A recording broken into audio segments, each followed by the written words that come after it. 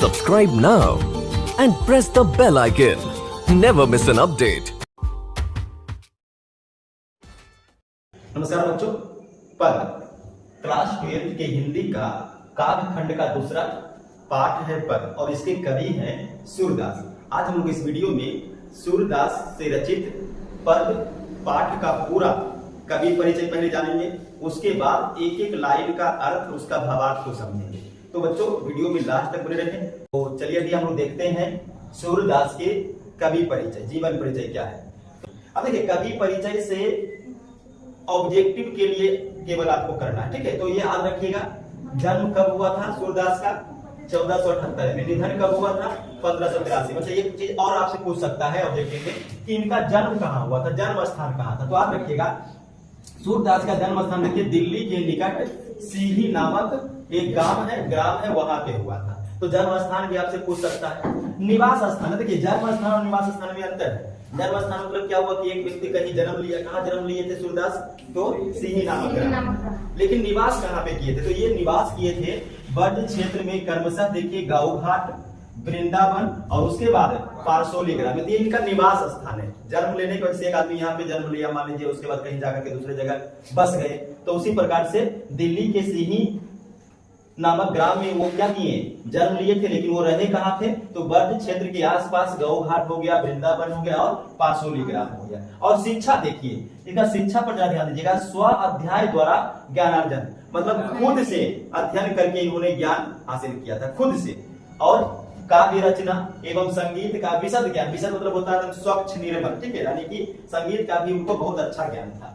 और इनका रुचि किसमें था, जैसे प्रत्येक व्यक्ति का अलग अलग रुचि होता है, ठीक है। जैसे मेरा रुचि है जैसे मान लीजिए पढ़ाने का, उसी प्रकार से इनका रुचि क्या था, पर्यटन में था, सत्संग में था। और कृष्ण भक्ति देखिए एवं वैराग्य, कृष्ण भक्ति यही जो हम लोग पद पढ़ेंगे सूरदास रचित, इसमें पूरा आपको कृष्ण भक्ति के बारे में बहुत बढ़िया तरीके से लिखा गया, रचित किया गया है। तो ये कृष्ण भक्ति में भी इनका रुचि था। और इनके दीक्षा गुरु, ये भी पूछ सकता है कि सूरदास के दीक्षा गुरु कौन थे, तो याद रखेगा महागुरु वल्लभाचार्य। कौन थे, महागुरु वल्लभाचार्य। और इनके बारे में देखिए कुछ विशेष बात आपको और याद रखने का है कि जो सूरदास थे वो जन्म से अंधे थे।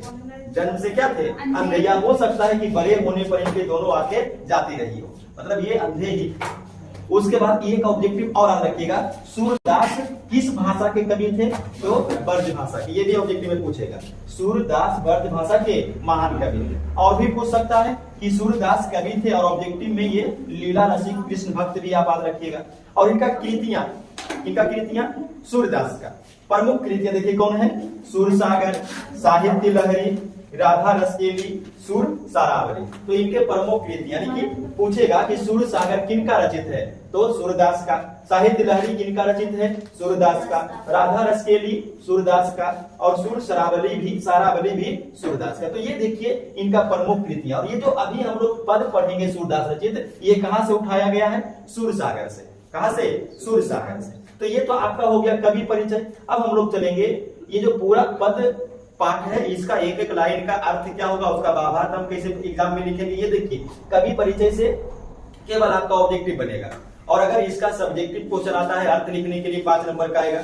तो ये अब हम लोग एक एक लाइन जो है पद का पाठ का देखेंगे। तो यहां तक आप पहले नोट करिए, उसके बाद हम लोग चलेंगे पाठ की ओर, पद की ओर। देखिए, पद पाठ में 2 पद दिए हुए।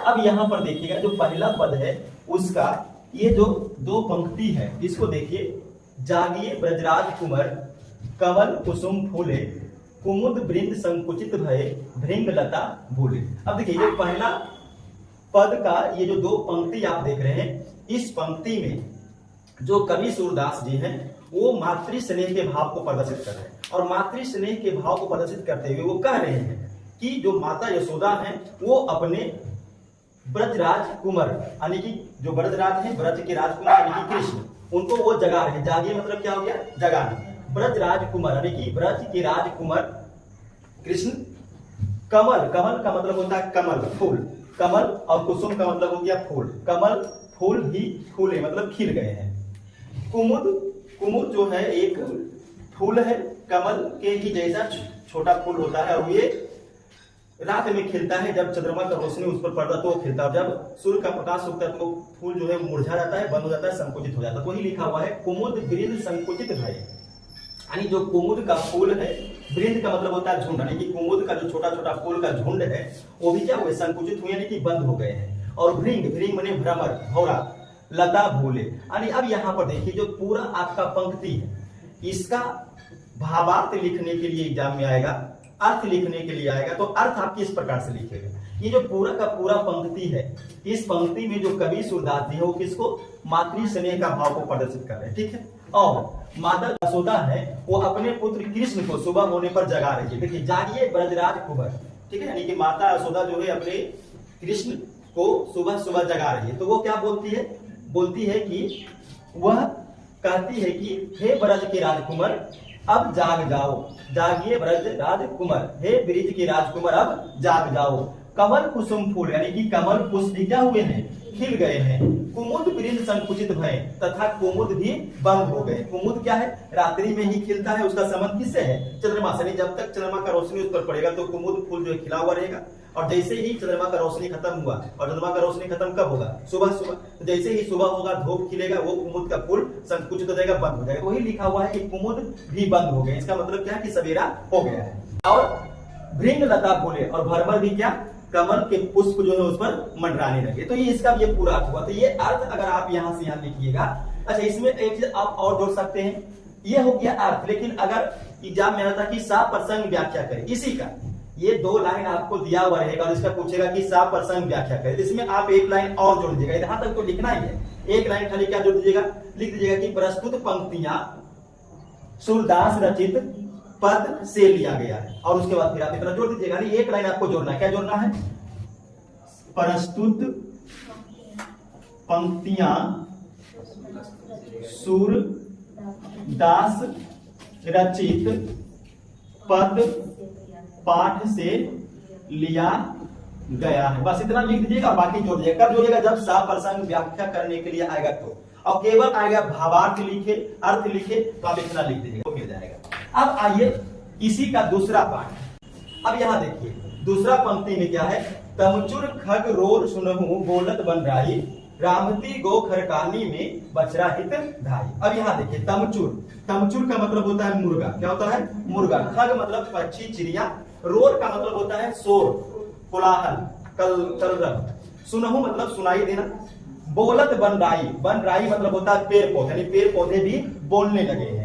रामती गौ खरकानी में, रामती मतलब गौ जो है रामता है, ऐसा बोलता है, हल्ला करता है, गाय को देखे होंगे। खरकानी, खरकानी मतलब होता है बाड़ी में, गौशाला में, ठीक है। बछड़ा हित धाई, देखिए आप देखिएगा कि सुबह सुबह जब होगा तो बछड़ा के लिए गाय जो है वो रंभेगा, मतलब गाय को पुकारेगा दूध पिलाने के लिए, सच्ची करेगा। तो वही यहाँ पर दिया हुआ, रामती गौ खरकानी में बछड़ा हित धाई। अब देखिए ये जो पूरा आप देखिए, शुरू में आपको बता दिया था, ये जो पद है इसमें 2 भाग बटा हुआ। पहला भाग में वही हो रहा है कि सुबह सुबह जो है माता यशोदा अपने पुत्र कृष्ण को जगा रहे हैं। अब वो जगाने के लिए यहाँ पर क्या बोले, यहाँ पर बोले कि ठीक है ब्रिजराज कुमार जाग जाइए, कमल फूल खिल चुके हैं, कुमुद भी संकुचित हो गए हैं, बंद हो गए हैं, और कमल फूल पर जो है भरभर मंडराने लगे। उसके आगे और वो बोलते हैं कि मुर्गा भी जो है सुबह सुबह बाग देना शुरू कर दिया है, शोर करना शुरू कर दिया है। बोलत बताई, पेड़ पौधे भी बोलना शुरू कर दिए हैं। रामती गौ खरकानी में और गौशाला में, बाड़ी में गाय भी रखना शुरू कर दिए हैं, किसके लिए, बछड़ों को दूध पिलाने के लिए। तो जागिए हे ब्रिज के राजकुमार। देखिए क्या कहते हैं इसमें, कवि सूरदास वही मातृ स्नेह का भाव प्रदर्शित कर रहे हैं। माता यशोदा अपने पुत्र कृष्ण को सुबह होने पर जगा रही है, और वो कहती है, क्या कहती है कि हे ब्रिज के राजकुमार अब जाग जाओ, मुर्गे भी बाग यानी कि शोर देने लगे हैं, और पक्षियों और चिड़ियों का कोलाहल भी शुरू हो गया है। गौशाला में यानी कि बाड़ी में गायें भी बच्चों के लिए रंभा रही है। तो ये देखिए 2 पद हो गया, यहाँ तक नोट कीजिए, इसका और एक पद है। देखिए पहला भाग का ये लास्ट पंक्ति है, इसमें देखिए विधु मलिन रवि प्रकाश गावत नर नारी, सुर श्याम प्रात उठो अम्बुज कर धारी। अब यहाँ देखिए विधु मतलब होता है चंद्रमा, और मलिन मतलब क्या होता है, कम पड़ जाना, धुंधला हो जाना। रवि, रवि का मतलब है सूर्य, प्रकाश का मतलब प्रकाश, रोशनी। गावत नर नारी, गावत मतलब गाना, गीत गाना, नर नारी मतलब पुरुष स्त्री। सुर श्याम, श्याम मतलब कृष्ण विमान। प्रात उठो मतलब सुबह उठना।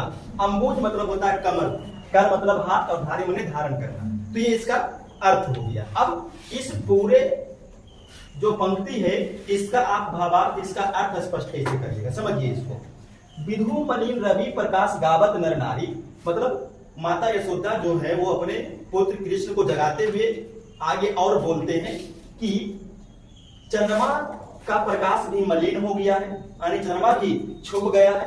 रवि प्रकाश अब सूर्य उदित हो गया, सूर्य निकल आया है। गावत नर नारी, और सुबह सुबह जो है नर नारियां गीत गा रहे हैं। सूर्य श्याम प्रातः उठो, हे सुंदर श्याम सुबह हो गया है अब उठो। अंबुज का धारी, हे कृष्ण जिनके हाथ में कमल है, कमल धारण करने वाले अब उठो। तो देखिए ये पूरा अगर आप लिखेगा तो क्या लिखेंगे, देखिए इसमें कवि सूरदास जी जो है मातृ स्नेह का भाव प्रदर्शित कर रहे हैं और माता यशोदा अपने पुत्र कृष्ण को सुबह होने पर जगा रही है और वह कहती है कि भरत के राजकुमार अब उठ जाओ। अब यहां से देखिए ये भावार्थ लिखने के लिए यहां तक तो आपको लिखना ही है। अब इसमें देखिए क्या कहता है, विधु मलिन रवि प्रकाश गावत नर नारी, चंद्रमा का प्रकाश क्या हो गया है, मलिन हो गया है, अर्थात चंद्रमा छुप गया है और सूर्य निकल आया है। गावत नर नारी, नर नारियां गीत गा रही है। सूर्य श्याम प्रातः उठो, अतः हे श्याम सुंदर अब तुम उठ जाओ। अंबुज कर धारी, अंबुज मतलब कमल, कर बने हाथ और धारी बने धारण, तो हाथों में कमल धारण करने वाले कृष्ण उठो। तो ये आपका देखिए पद का पहला भाग, इसको फिर से आप एक बार समझ लीजिएगा। जागिए ब्रज राजकुमार कमल कुसुम फूले, कुमुद वृंद संकुचित भये भृंग लता भूले, तमचुर खग रोर सुनहु बोलत बन राई, रामती गौ खरकानी में बछरा हित धाई। विधु मलिन रवि प्रकाश गावत नर नारी, सूर्य श्याम प्रात उठो अंबुज कर धारी। ये पूरा जो आप देख रहे हैं 6 पंक्ति 6 लाइन आप देख रहे हैं, ये 6 पंक्ति में कवि जो है मातृ स्नेह को प्रदर्शित करते हैं और ये 6 पंक्ति में एक ही बात हो रहा है कि माता यशोदा अपने पुत्र कृष्ण को जगाने का कोशिश कर रही है, जगा रही है। और वो जगाने के लिए क्या बोलती है, जागिए ब्रिज राजकुमार, मतलब हे ब्रिज के राजकुमार कृष्ण जागिए। कमल कुसुम फूल, यानी कमल फूल भी खिल गए हैं। कुमुद वृंद संकुचित भय, और कुमुद का जो फूल है वो बंद हो गए हैं। भृंग लता फूले, और भृंग कमल फूल पर मंडराने लगे हैं। तमचुर खग रोड सुनहु, मुर्गे भी भाग देने लगे हैं। बोलत बन रही, और वन में पेड़ पौधों पर चिड़िया का कोलाहल सुनाई देने लगा है। रामती गौ खरकानी में, और जो बाड़ी होता है, जो गौशाला होता है, वहां पर गौ जो है रंभा रही है, किसके लिए, बछड़ा के लिए। विधु मलिन रवि प्रकाश, विधु मतलब चंद्रमा, चंद्रमा का जो है प्रकाश वो मलिन हो गया है, यानी कि चंद्रमा छुप गया है। रवि प्रकाश और सूर्य निकल आया है। गावत नर नारी, और नर नारी सुबह सुबह गीत गाने लगे हैं। सूर्य श्याम प्रातः उठो, हे श्याम सुंदर सुबह हो गया है उठो। अंबुज कर धारी, यानी कि हाथ में कमल धारण करने वाले कृष्ण अब उठो। तो यहाँ तक देखिए वो भाव जो माता यशोदा अपने पुत्र कृष्ण को उठा रही है ये समाप्त हो गया। अब हम लोग देखेंगे दूसरा पद में, जेवंत श्याम नंद की कन्या, कछुक खात कछु धरणी गिरावत, छवि निर्खती नंद रनिया। अब यहाँ पर देखिए जेवंत का मतलब क्या होता है, भोजन करते हैं। श्याम मतलब कृष्ण, नंद, नंद मतलब वो जो पालन पोषण किए थे कृष्ण के पिता नंद राजा, ठीक है। नंद की कन्या, कन्या मतलब गोद। तो देखिए जो दूसरा पंक्ति है इसमें कवि सूरदास जी जो है वो भोजन करते हुए कृष्ण को दर्शाए हैं, और किसके गोद में, राजा नंद के गोद में। नंद की कन्या, यानी कि नंद की गोद। तो अब यहाँ पर समझिएगा और आगे बढ़ते हैं। कछुक खात मतलब कुछ खाते हैं। कछु धरणी गिरावत, धरणी माने पृथ्वी, और गिरावत मतलब गिराना, तो कुछ धरती पर गिराते हैं। छवि, छवि मतलब शोभा, दृश्य। निर्खती, निर्खती माने झांकना, देखना। नंद कन्या, और नंद की जो रानी है मतलब यशोदा, वो इस दृश्य को देख रही है। अब इसको पूरा एक बार समझिएगा। जेवंत श्याम नंद की कन्या, यानी कृष्ण जो है वो नंद के गोद में भोजन कर रहे हैं। कछुक खात, और कुछ खाते हैं। कछुक धरणी गिरावत, कुछ पृथ्वी पर गिराते हैं। और यह छवि, यह दृश्य देख करके जो नंद की रानी है यशोदा वो बहुत खुश हो रही है। तो ये पूरा दृश्य देखिए। अब लिखिएगा इसको कैसे, इसमें कवि सूरदास जी पिता नंद की गोद में बैठकर कृष्ण को भोजन करते हुए दिखा रहे हैं, ठीक है। जो दूसरा पंक्ति आ गया, दूसरा भाग आ गया, उसमें हम क्या देख रहे हैं कि जो सूरदास जी हैं वो पिता नंद के गोद में बैठकर कृष्ण को भोजन करते हुए दिखाने का कोशिश की है। अब इसमें कवि क्या कर रहे हैं, कवि कहते हैं कि श्री कृष्ण जो है नंद के गोद में बैठकर भोजन कर रहे हैं और वो भोजन करते हुए कुछ खाते हैं, कुछ धरती पर गिराते हैं, तथा यह जो मनोरम दृश्य है, छवि मतलब दृश्य, शोभा, यह मनोरम दृश्य को नंद की रानी यशोदा देख रही है। उसके आगे फिर क्या बोलते हैं, बड़ा बेसन बहुभातनी व्यंजन विविध अगनिया डारत खात लेत अपने कर रुचि मानत दधी दुनिया। अरे देखिए, ये जो बड़ी है एक प्रकार का भोजन होता है बेसन का, बड़ी बना हुआ है ना, बड़ा बेसन मतलब बड़ी के ही जैसा एक और बड़ा, बहुभातन, बहु मतलब बहुत प्रकार का, भांति भांति प्रकार का व्यंजन मतलब भोजन बना हुआ है। विविध अगन्या, अगन्या मतलब क्या होता है, अनगिनत, अगन्या मतलब अनगिनत, मतलब अनगिनत प्रकार के बड़ा बेसन, ये इस प्रकार के व्यंजन बने हुए हैं। डारत मतलब होता है डोलते हुए, हिलते हुए। खात लेत अपने का मतलब देखिए, डोलते हुए हिलते हुए खाते हैं और अपने हाथ से भी कुछ लेते हैं। कर मतलब हाथ, लेत अपने का मतलब अपने हाथ से भी कुछ लेते हैं। रुचि मानत दधी दुनिया, और जो श्री कृष्ण है उनका जो ज्यादा रुचि है वो किसमें है, दधी मतलब दही, और दुनिया मतलब होता है जिस दोनी में, जिस पात्र में दही को रखते हैं उस पात्र में कृष्ण का रुचि क्या है, ज्यादा है। अब इसको समझिए, ये जो पूरा आप एक साथ देखिएगा तो इसमें हम क्या देख रहे हैं, इसमें देख रहे हैं कि जो राजा नंद है कृष्ण के पिता, उनके गोद में बैठकर के जो है श्री कृष्ण खा रहे हैं, कुछ खाते कुछ गिराते हैं, और ये सब देख करके जो यशोदा है वो बहुत खुश हो रहे हैं। यानी हम सीधा सीधा कह सकते हैं कि जो पूरा अभी हम देखेंगे और भी कुछ पंक्तियां, उसमें हम देखेंगे कि माता और पिता दोनों का प्रेम स्नेह इसमें उभर करके आ रहा। शुरू वाला में क्या था, केवल माँ यशोदा के मातृ स्नेह का भाव उठ रहा था, उसमें श्री कृष्ण को जगा रही थी। लेकिन यहाँ पर अब क्या है कि देखिए, यह मनोरम दृश्य को देखती है रानी यशोदा, और यशोदा किसको देख रही है कि पिता नंद के गोद में श्री कृष्ण को खाते हुए। यानी अब यहाँ पर पिता और माँ दोनों का स्नेह उभर कर आ रहा है। तो देखिए, इसमें कवि सूरदास जी मातृप्रीत स्नेह का भाव प्रदर्शित कर रहे हैं, ठीक है, मातृ और प्रीत दोनों का। श्री कृष्ण जो है नंद के गोद में बैठकर भोजन कर रहे हैं, और उनके खाने के लिए देखिए, उनके खाने के लिए अगन्य मतलब अनेक विविध प्रकार के व्यंजन बने हुए हैं। उनके खाने के लिए अनेक प्रकार के व्यंजन बने हुए हैं, जैसे बड़ा बेसन, यानी बेसन के बारे, बड़िया इत्यादि, बहुभातानी मतलब इत्यादि बने हुए हैं। और वे अपने हाथों से कुछ खाते, देखिए लेत अपने कर मतलब हाथ, अपने हाथों से कुछ खाते हैं और कुछ गिराते हैं। डारत मतलब डोलत है, गिराते हैं, खाते हैं। रुचि मानत दधी दुनिया, और उनकी रुचि किसमें है, दही के पात्र में ज्यादा है। तो ये हो गया, अब यहाँ तक नोट कीजिए, उसके बाद आगे आपको बता। अगला पंक्ति में देखिएगा, मिश्री दधी माखन मिश्रित करी मुख नावत छवि धनिया आपुन खात नंद मुख नावत सो छवि कहत ना बनिया। अब समझिए, मिश्री दधी माने दही, माखन मतलब मक्खन, मिश्रित मतलब मिलाकर, करी मुख नावत, समझिए मिश्री दही माखन को मिला करके मुख नावत मतलब मुंह में डालते हैं, और छवि धन्य मतलब यह दृश्य देख करके जो माता यशोदा वो धन्य हो रही है। आपुन खा मतलब खुद खाते हैं, कौन, श्री कृष्ण।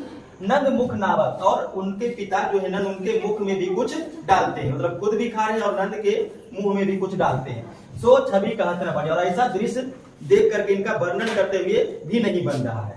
यानी फिर से समझिए, आप इसके पहले वाला जो पंक्ति देखे थे उसमें क्या देखे थे कि जो श्री कृष्ण भोजन कर रहे हैं, बहुत अनेक प्रकार के व्यंजन बने हुए हैं, बेसन के बड़ी बने हुए हैं, ये सब बने हुए, लेकिन उनको ज्यादा रुचि किन में है, दही। वही कहता है कि उनको दही ज्यादा पसंद है, और वो दही में मिश्री मक्खन सबको मिश्रित करके मुख में डालते हैं, और यह दृश्य देख करके माता यशोदा जो है वो धन्य हो रही है। और किस लिए धन्य हो रही है कि श्री कृष्ण तो खुद भी खाते हैं अपने मुख में, और अपने पिता के मुख में भी कुछ डालते हैं, और इस दृश्य को देख करके उनका सुंदर दृश्य को वर्णन करते हुए भी नहीं बन रहा है। फिर से देखिए, इसमें कवि सूरदास जी मातृप्रीत स्नेह का भाव प्रदर्शित कर रहे हैं। श्री कृष्ण क्या कर रहे हैं, तो नंद के गोद में बैठ करके भोजन कर रहे हैं, और उन्हें दही अधिक पसंद है। वे मिश्री, यहां से देखिएगा, वे मिश्री दही माखन मिश्रित, यानी दही और माखन मिलाकर अपने मुख में डालते हैं, और यह मनोरम दृश्य देख करके माता यशोदा धन्य हो जाती है। छवि धन्य मतलब धन्य होना। वे खुद भी खाते हैं, कि अपुन खा मतलब ये खुद भी खाते हैं। नंद मुख नावत, और कुछ नंद जी के मुंह में भी डालते हैं। सो छवि कहत ना बनिया, और ये मनोरम दृश्य यानी छवि, ठीक है, ये जो शोभा है, दृश्य है, छवि है, इसका वर्णन करते हुए भी नहीं बन रहा है। ना बनिया, नाम है नहीं बनिया मतलब बनना। अब लास्ट पंक्ति देखिएगा दूसरा भाग का, फिर एक बार सबको फिर से समझा दिया जाएगा आपको। जो रस नंद जसोदा बिलसत सो नहीं तीहू भुवनिया, भोजन करी नंद अचमन लीन्हो मांगत सुर जुठनिया। यानी देखिए, जो रस, रस मतलब आनंद, नंद जसोदा ने नंद पिता जो श्री कृष्ण के हुए और जसोदा यानी कि उनकी माता, तो नंद और जसोदा बिलसत यानी कि जो आनंद नंद और जसोदा को मिल रहा है, कब मिल रहा है, वो जो भोजन करते हुए देख रहे हैं अपने पुत्र को, सो नहीं तीनों भुवनियों, तीनों लोकों में किसी को प्राप्त नहीं है। तीनों माने तीनों भुवनियों मतलब लोकों में, तो तीनों लोक में वैसा सुंदर दृश्य, वैसा आनंद जैसा नंद और जसोदा को मिल रहा है, वो किसी को प्राप्त नहीं हो सकता है। भोजन करी नंद आचमन लीनो, यानी भोजन करने के बाद उनके पिता नंद ने वो आचमन, आचमन मतलब होता है कुल्ला करना। क्या होता है? कुल्ला करना। तो भोजन करने के बाद जो नंद है श्री कृष्ण के पिता, वो आचमन करते हैं, कुल्ला करते हैं, मांगत सुर जुठनिया, और जो सूरदास जी है वो उनके जूठन को मांग रहे हैं। तो ये देखिए बहुत ही सुंदर दृश्य है यहाँ पे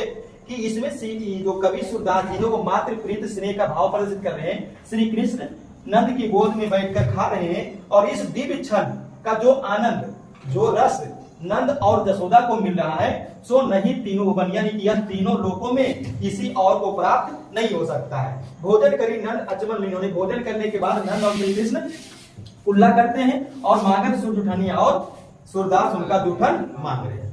तो ये आपका सूरदास पद का पूरा एक एक पंक्ति का आपको भावार्थ अर्थ स्पष्ट कर दिया गया है। फिर से दूसरा जो पद है उसका एक बार पूरा आप इसको देख लीजिए, इसको समझ लीजिएगा। अब देखिए सूरदास पद का जो दूसरा पद है उसको एक बार फिर से पूरा आप समझिएगा। जेवत श्याम नंद की कमियां, कछु खाद कछु धरनी गिरावत, छवि निर्खती नंद रनिया, वरी बड़ा बेसन बहु भातिनी, व्यंजन विविध अगनिया, दारक खात लेत अपने कर, रुचि मानत दधी दुनिया, मिश्री दधी माखन मिश्रित कर, मुख नावत छवि धनिया, आपुन खात नंद मुख नावत, सो छवि कहत ना बनिया। जो रस नंद जसोदा बिलसत सो नहीं तीहू भुवनिया, भोजन करी नंद अचमन लीन्हो मांगत सुर जुठने। देखिए इतना पंक्ति पद 2 में दिया हुआ, भाग 2 में दिया हुआ है। अब इसको समझिए, ये जो पूरा का पूरा भाग 2 है, पद 2 है, पद पाठ का, इसमें सूरदास जी श्री कृष्ण को भोजन करते हुए, नंद जो उनके पिता हैं उनके गोद में भोजन करते हुए वो दिखाए हैं। और किस प्रकार से दिखाए हैं? जेवंत श्याम नंद की कन्या, नंद की कन्या, यानी जेवंत मतलब होता है भोजन करते हुए, श्याम मतलब श्री कृष्ण। तो श्री कृष्ण जो है भोजन करते हुए दिखलाए गए हैं नंद के कन्या मतलब गोद में। तो नंद के गोद में यानी पिता जो उनके हुए, पिता नंद के गोद में श्याम भोजन कर रहे हैं, कृष्ण भोजन कर रहे हैं। कछु खात मतलब कुछ खाते हैं, कछु धरनी गिरावत कुछ धरती पर गिराते हैं, छवि निर्खती मतलब यह दृश्य देख करके, निर्खत मतलब होता है देखना, नंद रनिया यानी नंद मतलब नंद जो उनके पिता हुए श्री कृष्ण और रनिया मतलब यशोदा। तो जो यशोदा रानी हुए वो इस दृश्य को देख करके बहुत खुश हो रही है।